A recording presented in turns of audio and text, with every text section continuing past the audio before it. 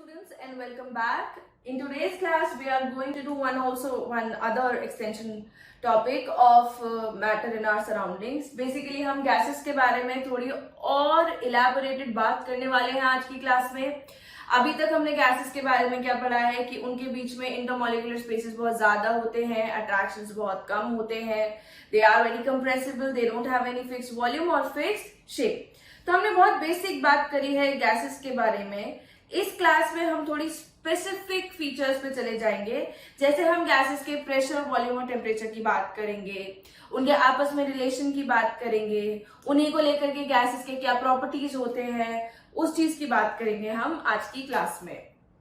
So today we are going to do properties of gases. तो gases की properties हम discuss करने वाले हैं. इसमें सबसे इंपॉर्टेंट है हमारे पास काइनेटिक थ्योरी ऑफ गैसेस या काइनेटिक मॉलिक्यूलर थ्योरी ऑफ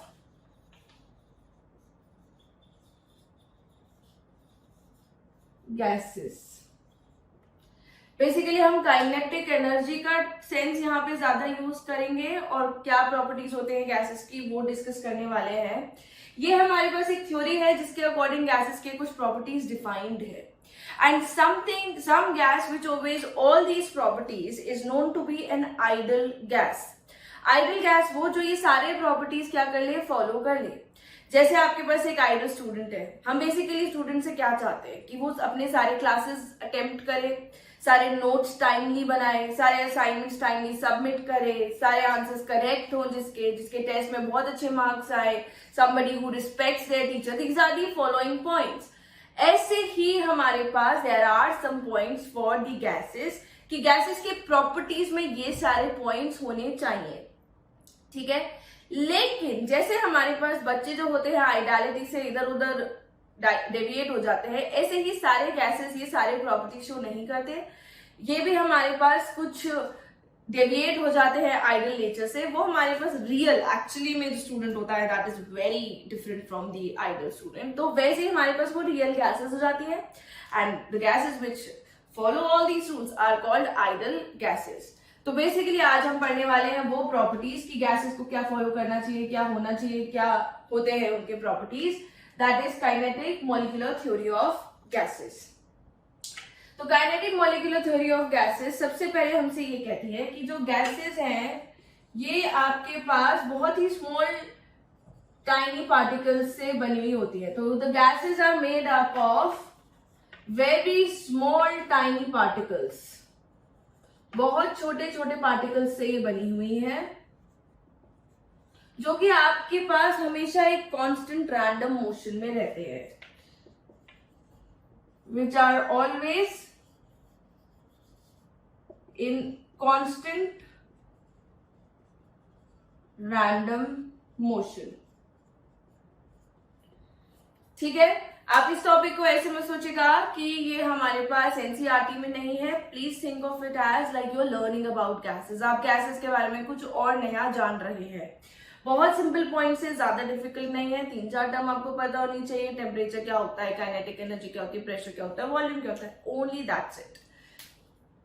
तो गैसेस हमारे पास हम कह रहे हैं, मतलब हम नहीं कह रहे, काइनेटिक मॉलिक्यूलर थ्योरी कह रही है कि आपके पास गैसेस जो होती हैं they are made up of very small tiny particles. बहुत छोटे छोटे पार्टिकल्स से बनी हुई होती है जो कि हमेशा कांस्टेंट रैंडम मोशन में रहते हैं.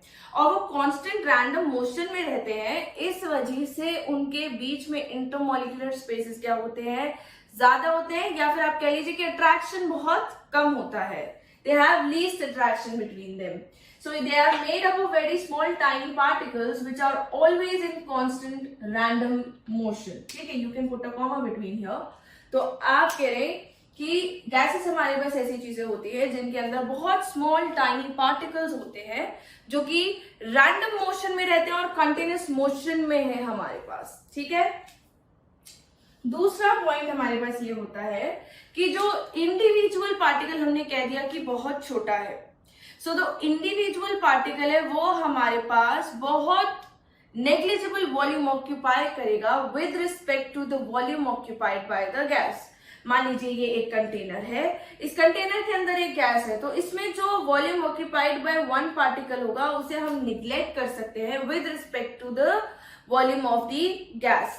तो बेसिकली हम क्या कह रहे हैं कि the volume of these tiny particles is negligible with respect to the volume of the gas. ठीक है, तो volume of the gas particles is negligible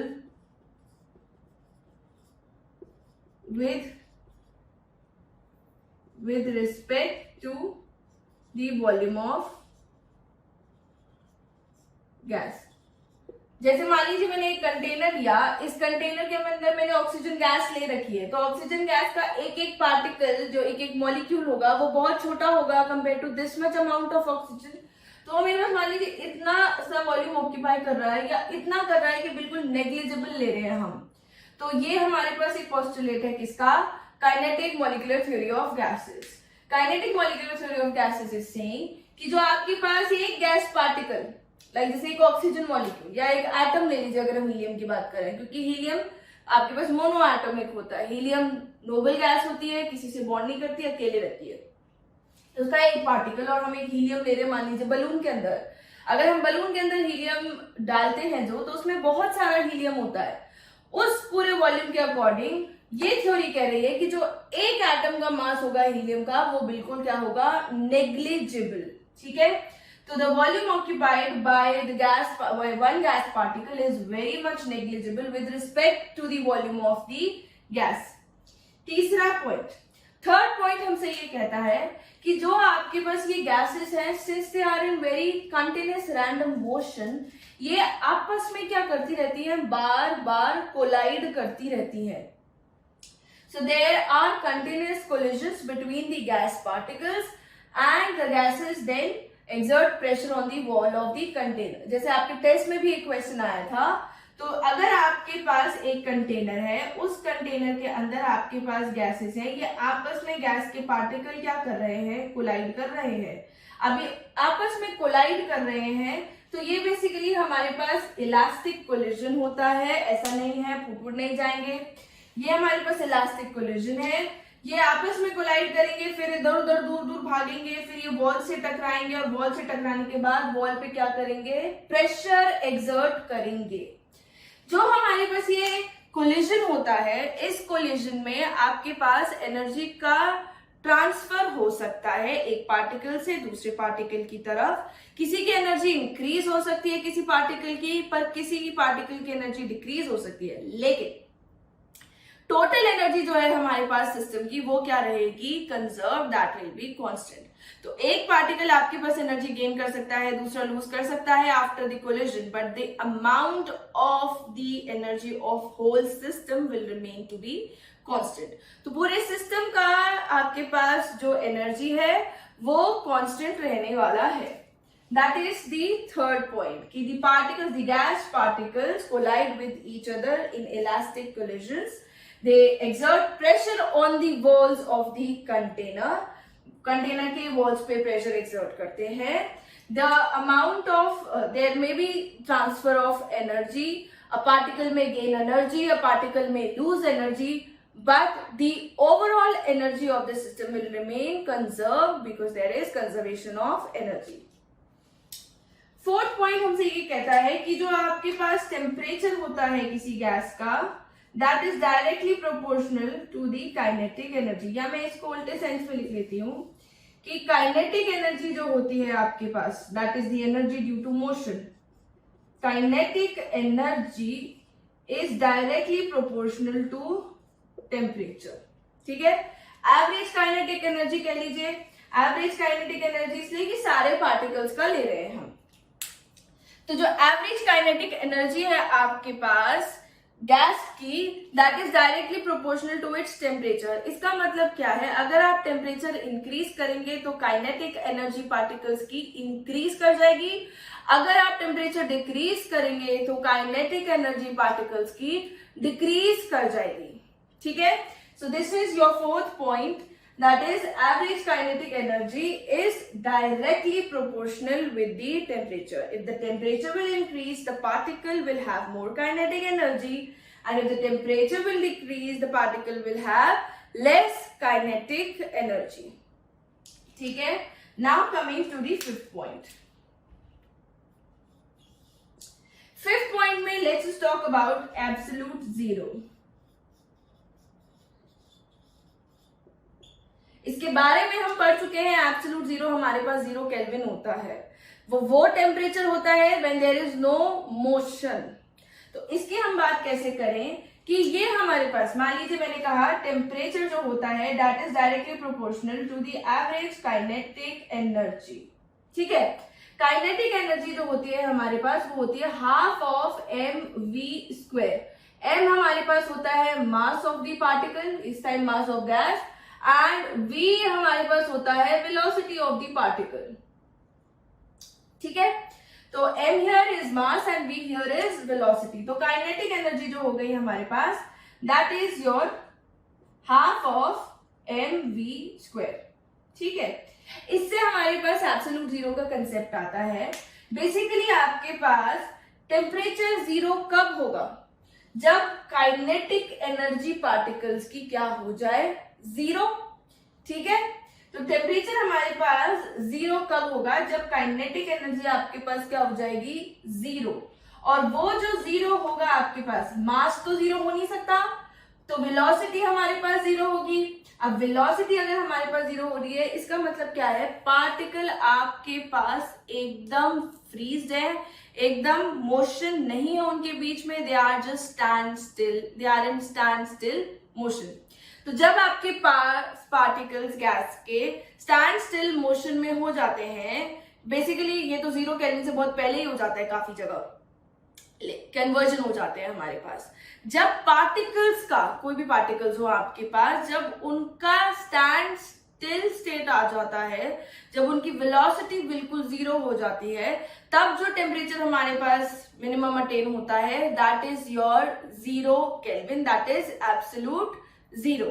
ठीक है, तो at absolute zero all the motion ceases, all the particle motion ceases. आपके पास जो particle है that is in stand still motion and it is the temperature, सबसे ठंडा वाला टेम्परेचर। तो it is as cold as an object can get. 0 kelvin हमारे पास वो टेम्परेचर होता है जिसे हमने ले लिया कि 273 माइनस का 273 डिग्री सेल्सियस। ठीक है, तो absolute zero it is that temperature at which all the molecular motion या all the motion of the particle ceases, and it is that temperature at which the substance can get as cold as it can. ठीक है, ये हमारे पास हमने discuss कर लिए कुछ kinetic molecular theory के पोस्टुलेट्स। तो जो गैसेस इन सारे पॉइंट्स को अच्छे से फॉलो करती हैं वो हमारे पास क्या कहलाती हैं? Ideal gases, IDEAL, they are known as ideal gases. और जो गैसेस आपके पास इनसे थोड़ा सा डेविएशन दिखाती हैं, those gases are real gases. जैसे एक्चुअली मैंने बताया कि बच्चों का नेचर आइडल से नेचर से बहुत डिफरेंट होता है। ठीक है, तो next we are going to do some laws of gases, या गैस लॉज लिख लीजिए। गैस लॉज, जो हम गैस लॉज है उसमें एक लॉ हम पढ़ चुके हैं that is your grams law of diffusion and effusion, जो हमने करा था पहले की क्लासेस में, डिफ्यूजन वाला लॉ। अब हम इसमें कुछ आज 3 नए लॉ पढ़ने वाले हैं। First is your Boyle's law, और हम इसको कोशिश करेंगे रिलेट भी कर लें कि काइनेटिक थ्योरीज पे किस तरीके से लगती है। तो हम बॉयल्स लॉ अभी पहले पढ़ने वाले हैं। बॉयल्स लॉ हमसे ये कहता है एट कांस्टेंट टेम्परेचर, जब आपके पास टेम्परेचर कांस्टेंट है, ठीक है, pressure is directly proportional to 1/v. That means pressure is inversely proportional to volume. T here it is pressure of the gas and V here it is volume of the gas. ठीक है, जब हमारे पास constant temperature है तो pressure आपके पास inversely proportional हो जाएगा वॉल्यूम से। ठीक है, अब हम इसे किस प्रकार से देखें? जैसे मान लीजिए मेरे पास एक कंटेनर है, इस कंटेनर के ऊपर मैंने एक लिड लगाई हुई, लिड लगा लीजिए, पिस्टन लगा लीजिए। पिस्टन बेसिकली लिड जैसा ही होता है, उससे प्रेशर ऊपर नीचे कर देते हैं हम, ठीक है। तो अगर हमारे पास मान लीजिए एक कंटेनर है और उसमें हम इस पिस्टन से प्रेशर लगा रहे हैं, इसके अंदर आपके पास गैस है, this is your piston to apply the pressure, ठीक। अब मेरे पास अगर मैंने टेम्परेचर कांस्टेंट कर दिया, if the temperature is constant, तो क्या चीज हमारे पास कांस्टेंट हो जाएगी? अभी हमने पढ़ा है दैट इज काइनेटिक एनर्जी। तो जब हमने टेम्परेचर कांस्टेंट कर दिया तो हमारे पास काइनेटिक एनर्जी जो होती है वो क्या हो जाएगी? कांस्टेंट हो जाएगी। जब काइनेटिक एनर्जी हमारे पास कांस्टेंट हो जाएगी तो होलसेल हम रिलेशन देख रहे हैं प्रेशर और वॉल्यूम का, ठीक है। तो अगर हम प्रेशर डिक्रीज मतलब इंक्रीज करेंगे, जब हम ऐसे किसी चीज पे दबाव डालते हैं तो हम प्रेशर क्या कर रहे हैं? इंक्रीज कर रहे हैं। जब हम प्रेशर इंक्रीज कर रहे हैं तो वॉल्यूम हमारे पास वैसे भी क्या हो जाएगा? पार्टिकल्स का कम हो जाएगा, पार्टिकल्स हमारे पास में आने लग जाएंगे। तो प्रेशर इंक्रीज करने पे हमारे पास जो वॉल्यूम है वो डिक्रीज कर जाएगा, और जब वो वॉल्यूम डिक्रीज कर जाएगा, जब वो वॉल्यूम डिक्रीज कर जाएगा, मैं ये वाला तो मेरा अपना प्रेशर लगाया वाला है, आप प्लीज प्रेशर वो माने तो कि गैस का प्रेशर है। हम ये गैस के प्रेशर और गैस के वॉल्यूम की बात कर रहे हैं। जब टेम्परेचर कांस्टेंट है, हम इसका वॉल्यूम घटा रहे हैं। वॉल्यूम घटाने से क्या होगा? पार्टिकल्स आपस में पास में आने लग जाएंगे। जब पार्टिकल्स आपस में और पास में आने लग जाएंगे तो क्या होंगे? उनके बीच में कोलिजन्स इंक्रीज हो जाएंगे, और कोलिजन इंक्रीज होने से क्या करेंगे? वो पार्टिकल्स कोलाइड करेंगे, आपस में कोलाइड करेंगे वॉल के साथ, और जब वो वॉल के साथ ज्यादा कोलाइड करने लग जाएंगे तो प्रेशर क्या कहेंगे हम? गैस का इंक्रीज कर रहा है, ठीक है। तो वॉल्यूम जब हमारे पास डिक्रीज करेगा, गैसेस आपस में कोलिजन ज्यादा करेंगी, कोलिजन ज्यादा करेंगी, वॉल से कोलिजन ज्यादा करेंगी, जिसकी वजह से प्रेशर उनका क्या हो जाएगा? इंक्रीज हो जाएगा, ठीक है। तो if the volume is decreasing, there will be more number of collisions, and due to those more number of collisions, more pressure will be exerted by the gas on the walls of the container, ठीक है। तो this is pressure is inversely proportional to volume at constant temperature। इस condition के बिना हम नहीं देखेंगे। Pressure आपके पास इनवर्सली प्रोपोर्शनल होता है जब वॉल्यूम आपके पास गिवन हो, मतलब जब वॉल्यूम है दैट विल बी, जब बढ़ेगा तो प्रेशर डिक्रीज करेगा, वॉल्यूम डिक्रीज करेगा तो प्रेशर इंक्रीज करेगा, ठीक है। अब इसी पॉइंट को अगर हम मान लीजिए ग्राफिकली देखना चाह रहे हैं, तो ग्राफिकली अगर मैं देखूं, प्रेशर मैंने लिया है किस पे? वाई एक्सिस पे। जो हमारे पास दिस साइड की चीज होती है उसे हम वाई एक्सिस पे लेते हैं, और आरएचएस की चीज को एक्सिस पे। ये डिपेंडेंट किस पे है? तो ये हमारे पास वॉल्यूम हो गया, ठीक है। मैंने कहा प्रेशर अगर इंक्रीज करेगा तो वॉल्यूम डिक्रीज कर रहा है, दोनों आपस में इनवर्सली प्रोपोर्शनल है। तो वॉल्यूम इंक्रीज करने से प्रेशर मेरे पास क्या करेगा? डिक्रीज करता जाएगा, और वॉल्यूम डिक्रीज करने से प्रेशर क्या करेगा? इंक्रीज कर जाएगा, ठीक है। So this is the graphical representation of pressure and volume, इनका आपस में रिलेशन। कि वॉल्यूम यदि अगर आप बढ़ाएंगे तो प्रेशर हमारे पास डिक्रीज कर जाएगा, अगर आप वॉल्यूम घटाएंगे तो प्रेशर इंक्रीज कर जाएगा। अब यही रिलेशन अगर मैं देख लूं प्रेशर में और 1 वॉल्यूम में, अब प्रेशर 1 वॉल्यूम की तो क्या है? Directly proportional, it is directly proportional with 1 volume. तो अगर मैं यहां पे 1/v की वैल्यू इंक्रीज करूंगी तो प्रेशर भी इंक्रीज करेगा। यहां पे मैंने सिर्फ v लिया है, उससे इनवर्सली प्रोपोर्शन है, बट 1/v की वैल्यू से तो क्या है आपके पास? Directly proportional. तो अगर हम प्रेशर वॉल्यूम अगर हम यहाँ पे 1/v की वैल्यू अगर आप इंक्रीज कर रहे हैं तो प्रेशर भी हमारे पास इंक्रीज करेगा, 1/v अगर हम डिक्रीज कर रहे हैं तो प्रेशर भी हमारे पास डिक्रीज कर जाएगा, ठीक है। This is Boyle's law. अब आगे इसका हम देखते हैं क्या और हम यूज कर सकते हैं। जैसे मान लीजिए हमने लिख दिया pressure is inversely proportional to volume. अगर मैं कोई एक कांस्टेंट ले लूं के, suppose it is constant of proportionality, कि ये प्रोपोर्शनल वाला जो मेरे पास एक कांस्टेंट नंबर है उसको मैं हटा दूं, तो P इज इक्वल टू हो जाएगा K बाय V। मैंने यहाँ पे K कोई कांस्टेंट नंबर है वो ले लिया जिसकी वजह से दोनों पे कोई फर्क नहीं पड़ रहा है। तो P अगर बढ़ेगा V घटेगा, V बढ़ेगा P घटेगा, ऐसा करके रिलेशनशिप बन रहा है। तो यहाँ पे कितना अमाउंट है वो हमने उससे ले लिया कि किस कांस्टेंट नंबर से मल्टीपल्स के टाइम्स में आपके पास इंक्रीज या डिक्रीज हो रहा है। This is constant of proportionality. जब भी हम प्रोपोर्शनैलिटी का साइन हटाते हैं तो हम इस तरीके का कोई कांस्टेंट इंट्रोड्यूस कर देते हैं जिससे पता चलता है इतना टाइम्स इसमें फर्क पड़ेगा, इतना नंबर हमारे पास कांस्टेंट हो गया। तो प्रेशर इज इक्वल टू आपके पास हो गया K बाय V। अब सपोज एट फर्स्ट मेरे पास सिस्टम का प्रेशर था, pressure is equal to P1, ठीक है, गैस का, और वॉल्यूम मेरे पास क्या है V1। सबकी गैस है जिसका प्रेशर है इनिशियली P1 इनिशियल प्रेशर, और जिसका वॉल्यूम मेरे पास है V1।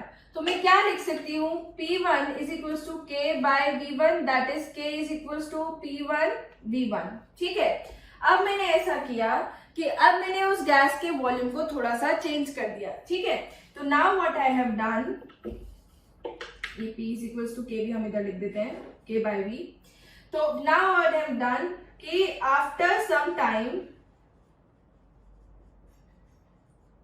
वॉल्यूम आपके पास मैंने कर दिया V2। तो जब वॉल्यूम चेंज कर दिया तो मेरे पास प्रेशर भी चेंज हो जाएगा, क्योंकि वॉल्यूम पे ही डिपेंड कर रहा है प्रेशर हमारे पास। तो प्रेशर क्या हो जाएगा P2, ठीक है। तो मेरे पास K इज इक्वल टू क्या हो जाएगा P2 V2, क्योंकि ये क्या है K constant, since K is constant, K हमारे पास कांस्टेंट है। तो मैं इस चीज को कैसे लिख सकती हूं, ये 1 और ये 2 से P1 V1 is equal to P2 V2, P1 V1 is equals to P2 V2. This is the main form of Boyle's law. एक ये और एक ये।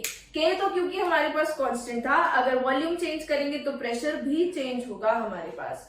प्रेशर के हमारे पास काफी सारे यूनिट्स होते हैं, bar, pascal, torr, mmHg, atm।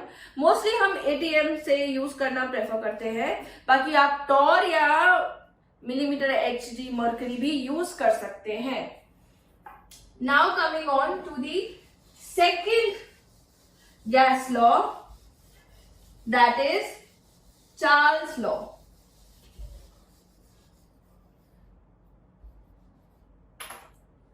Second gas law is Charles' law. Charles' law हमारे पास होता है at constant pressure। इसमें हमारे पास प्रेशर क्या हो जाएगा कांस्टेंट, ठीक है। तो चार्ल्स लॉ ये कहता है कि अगर प्रेशर कांस्टेंट है, volume is directly proportional to temperature. Volume अगर हमारे पास वॉल्यूम जो है that is directly proportional to temperature. अगर टेम्परेचर इंक्रीज करेंगे तो वॉल्यूम इंक्रीज करेगा, टेम्परेचर डिक्रीज करेंगे तो वॉल्यूम डिक्रीज करेगा। ऐसा क्यों होगा, क्योंकि जब हम टेम्परेचर इंक्रीज करेंगे तो आपके पास वॉल्यूम क्या होगा, इंक्रीज इसलिए करेगा बिकॉज गैस क्या करेगी, एक्सपैंड। एक्सपैंड क्यों करेगी, क्योंकि उसकी काइनेटिक एनर्जी भी इंक्रीज कर जाएगी, पार्टिकल्स एक दूसरे से दूर दूर जाने लगेंगे, ज्यादा मोशन होने लग जाएगा। पर प्रेशर हमारे पास क्या है, कांस्टेंट। तो वॉल्यूम क्या करना चाहेगा, इंक्रीज करना चाहेगा। हमें पता है कि अगर हम टेम्परेचर इंक्रीज करते हैं, चीजें हमारे पास एक्सपेंशन की तरफ जाती हैं। तो जब टेम्परेचर आप इंक्रीज करेंगे, वॉल्यूम इंक्रीज करेगा बिकॉज गैसेस एक्सपैंड।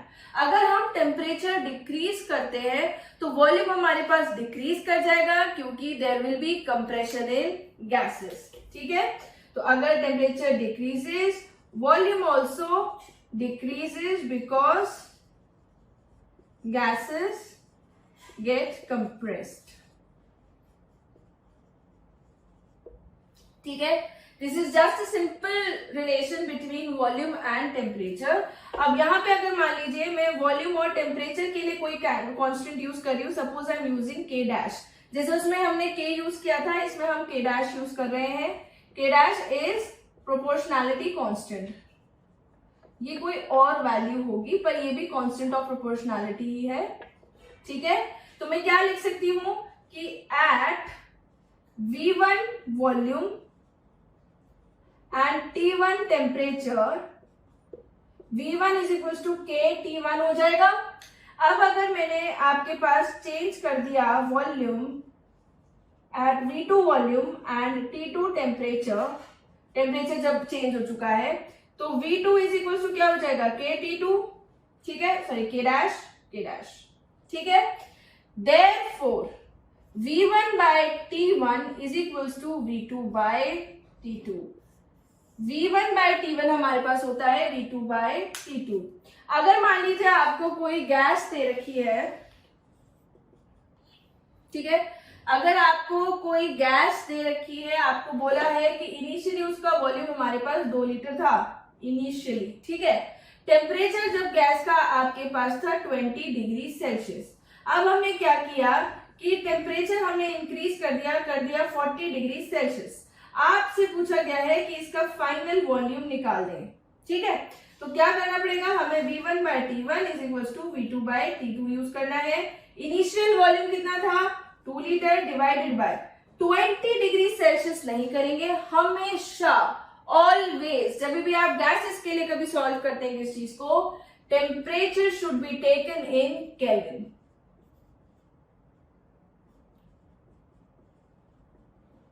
यहां पे केल्विन और सेल्सियस से डिफरेंस आ सकता है क्योंकि वैल्यू ही डिफरेंट हो जाएगी। यहां हो जाएगा 20 प्लस 273, यहां हो जाएगा 40 plus 273। So this is your 293 is equal to V2 हमको निकालना है। फिर आपके पास क्या करना पड़ेगा, आपको 273 में आपको 40 प्लस करना है, दैट विल बी 313, ठीक है।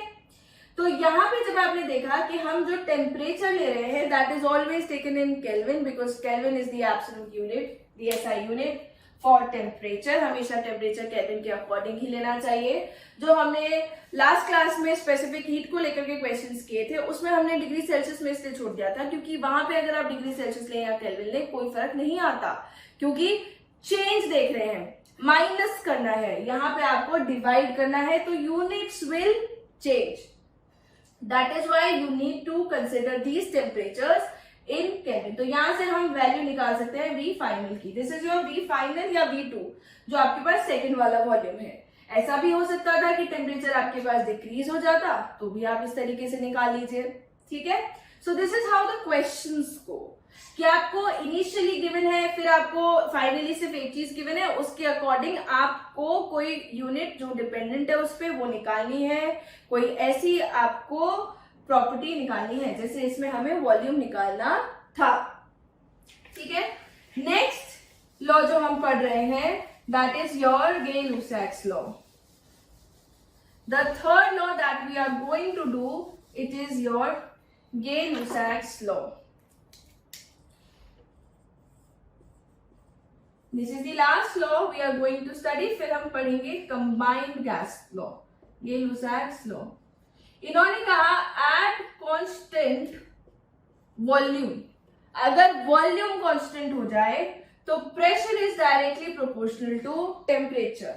अगर वॉल्यूम हमारे पास कांस्टेंट हो जाएगा तो प्रेशर हमारे पास गैस का टेम्परेचर पे डिपेंड करता है डायरेक्टली। कैसे, अगर मान लीजिए वॉल्यूम हमारे पास कांस्टेंट है और हम टेम्परेचर इंक्रीज कर रहे हैं, टेम्परेचर इंक्रीज करने से अगेन क्या हो रही है, काइनेटिक एनर्जी इंक्रीज कर रही है। काइनेटिक एनर्जी इंक्रीज करेगी, more collisions, more pressure on the walls and the container, simple as that. तो टेम्परेचर इंक्रीज करने से पार्टिकल्स के पास बहुत ज्यादा काइनेटिक एनर्जी आ जाएगी जिसकी वजह से they will exert more pressure on the walls of the container, तो प्रेशर विल इंक्रीज, ठीक है।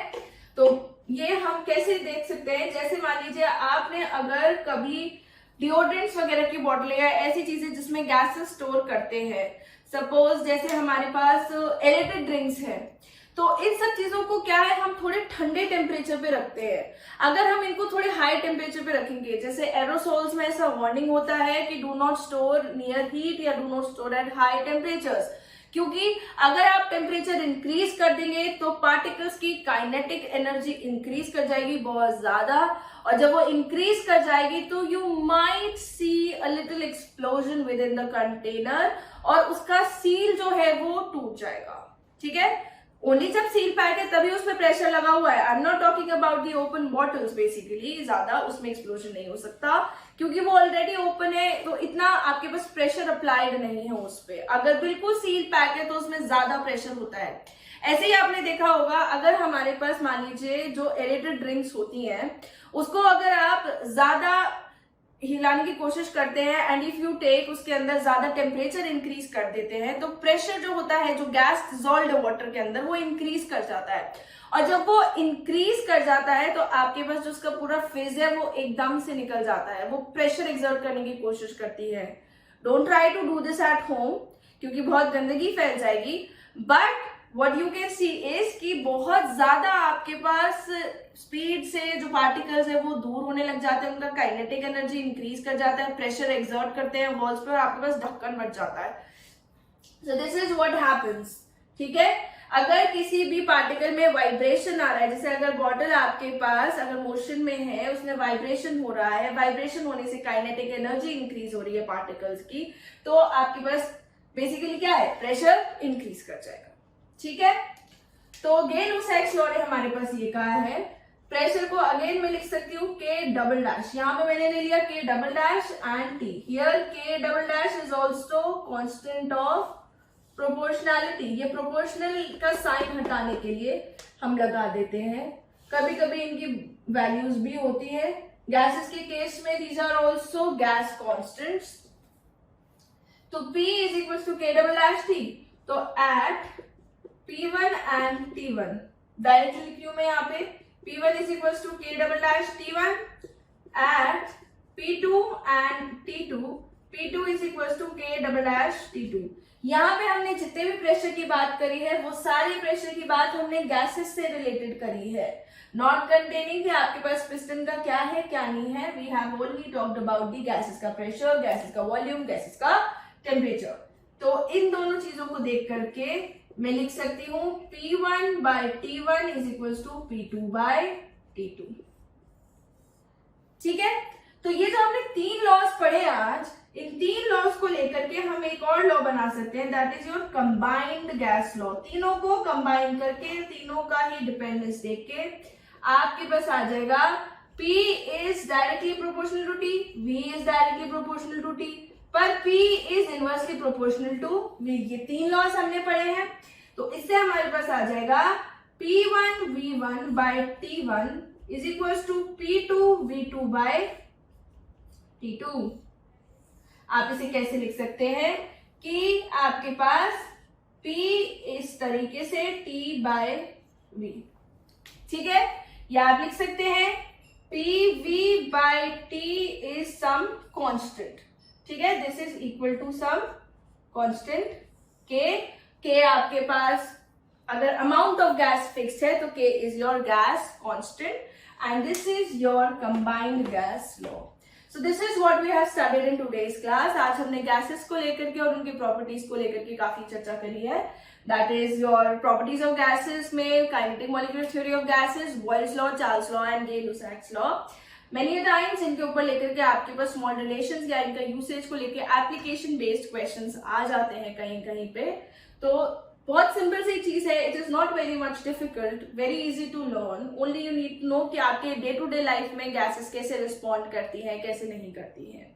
जो इनसे बहुत ज्यादा डिफरेंट बिहेव करती हैं, those are some critical cases, and जो नॉर्मली थोड़ा सा डिबेट करते हैं, दे आर रियल गैसेस। जो सारे फॉलो कर ले वो हमारे पास आइडल गैस होती है, एंड नथिंग इज आइडल।